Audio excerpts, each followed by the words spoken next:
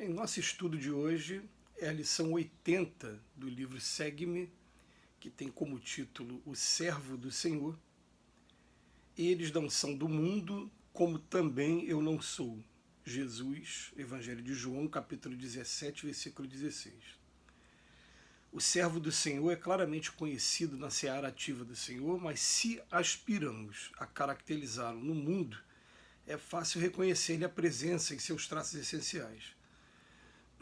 Vive no mundo sem agarrar-se ao mundo, age sem apego, ilumina sem alarde, convence trabalhando, atravessa o tumulto construindo em silêncio. Injuriado esquece, advertido aproveita, considera o passado apontando o futuro, renova sem crítica, perdoa sem jactância, sofre sem queixo, carrega fardos pesados sem pretensão de virtude, socorre espontaneamente, fala edificando, eleva-se elevando os outros, colabora olvidando a si mesmo em louvor do interesse geral. Espera fazendo o melhor que pode, corrige abençoando, educa amparando sempre. Em suma, quem se dedica ao Senhor entrega-se ao bendito poder como é, onde está, com o que tem e com quem convive, e persevera na execução incessante da obra do Senhor, sem perguntar como, onde, quando ou com quem deve trabalhar para realmente servir. Gente, ontem eu estava assistindo a um documentário que foi lançado agora há pouco tempo, que está numa plataforma chamada Star Plus, mas é um documentário feito em 6 episódios, por enquanto, sobre Chico Xavier. E um deles, que foi o episódio 5, episódio que emocionou bastante. Tem um momento que o Chico fala assim, ele já bastante idoso, e ele falando que sobre a labirintite, que a labirintite ela não atrapalha a ele, porque na verdade ele consegue sentir uma plenitude tão grande, né, por dentro, que essas doenças que ele tem, elas só atacam o corpo, não consegue atacar ele. Veja bem, só ataca o corpo, não consegue atacar a ele. Olha como é que a vida já está tão centralizada no espírito, ao invés de apenas nesse corpo, porque a gente tem o costume de dizer, né, a minha mão, meus pés, né? Não, ele está falando assim, isso aqui é o corpo que está emprestado por Deus para mim, né? E ele fala assim que a consciência tranquila, que o trabalho que ele desempenhou, que dão uma alegria tão grande que a dor que ele está sentindo no corpo não consegue abalar essa alegria de maneira alguma.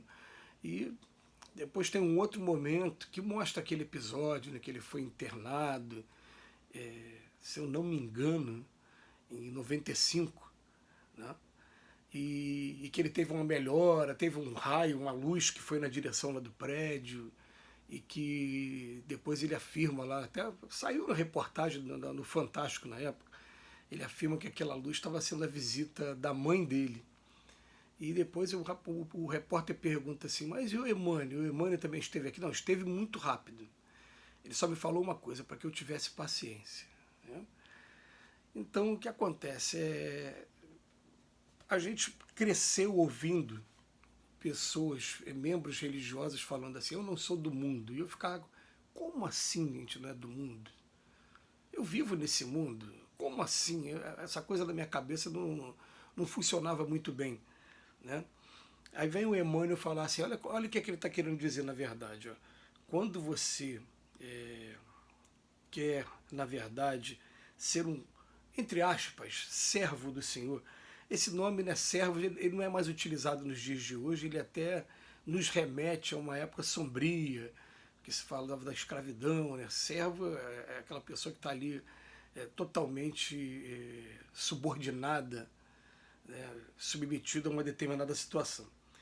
Mas aqui para esse caso, vamos utilizar esse, quando usa o nome servo, está utilizando assim talvez o que fosse o exemplo máximo de humildade, né? Você é um servo do Senhor.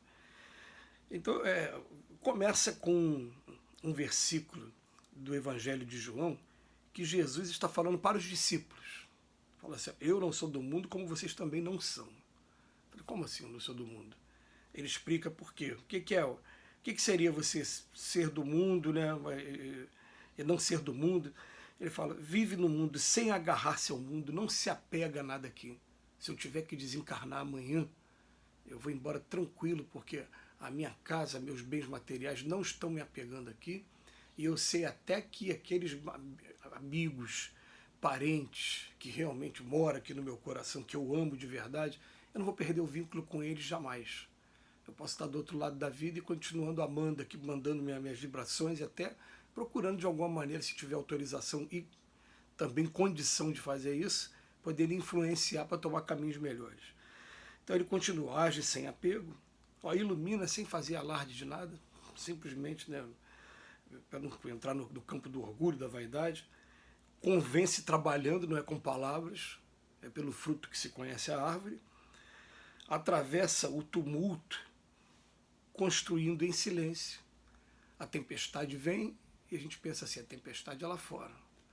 É uma frase de Leopoldo Machado, a tempestade é lá fora, aqui dentro eu não posso me deixar influenciar por essa tempestade. A gente sabe que a tempestade dá uma saculejada em todo mundo, mas ela tem que ser acalmada no momento certo, da maneira certa. Injuriado, ficar guardando mágoa para que esquece. Agora, quando eu for advertido, eu aproveito a advertência naquilo que eu preciso mudar, naquilo que eu preciso adaptar cada vez mais. Considera o passado apontando o futuro. Não fica preso ao passado, está sempre olhando para frente. Renova sem crítica. Perdoa sem condições, sem jactância. Sofre sem queixa. Esse é o modelo da pessoa. É muito completo para a gente, né? Carrega fardos pesados, mas sem pretensão de virtude. Carrega naturalmente. Socorre espontaneamente. Sempre fala edificando. Eleva-se elevando os outros. Colabora olvidando a si mesmo em louvor do interesse geral.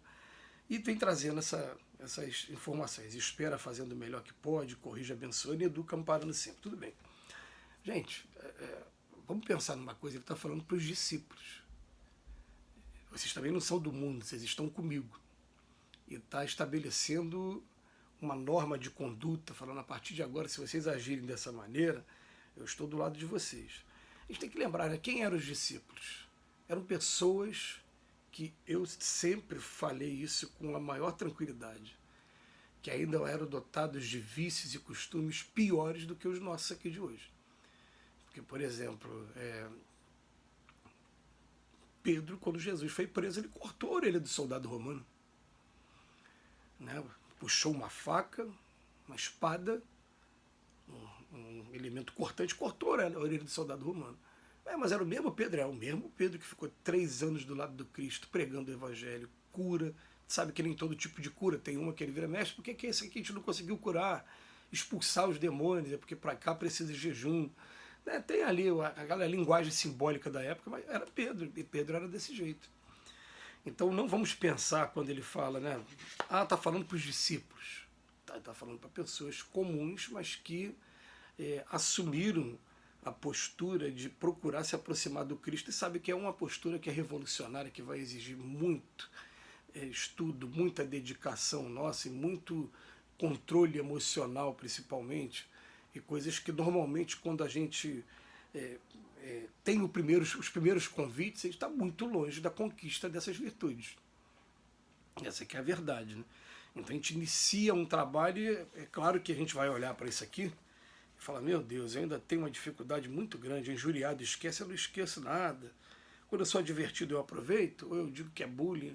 É claro que a gente vai olhar para isso aqui e vai, mas esse aqui é um modelo daqueles que vivem, né, aqui como vivem no mundo sem ser do mundo, já está vinculado ao universo todo, já está então, pluriverso, como dizem. Ele já está pensando com a mente muito mais voltada para uma ideia altruísta, para uma ideia de unidade junto com Deus. Essa é que é a ideia para a gente. A gente começa a sair dessas coisas pequenininhas, desses detalhezinhos pequenininhos, para abraçar coisas maiores daqui para frente. Isso seria você viver no mundo sem ser exatamente do mundo. É igual quando a gente vai fazer uma viagem, né? Eu não sou daquele lugar, mas estou curtindo aquele lugar. Que Jesus nos abençoe hoje e sempre.